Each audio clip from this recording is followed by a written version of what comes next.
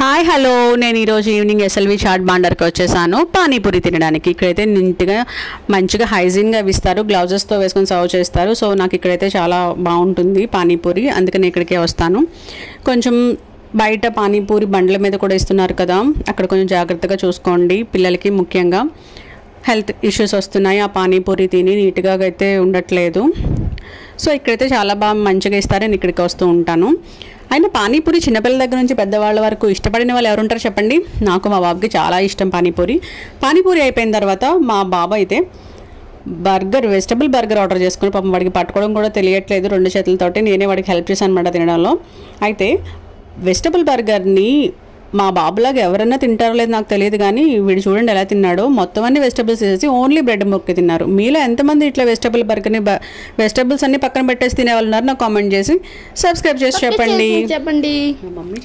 మా mummy channel subscribe చేసి like చేయండి. బాయ్.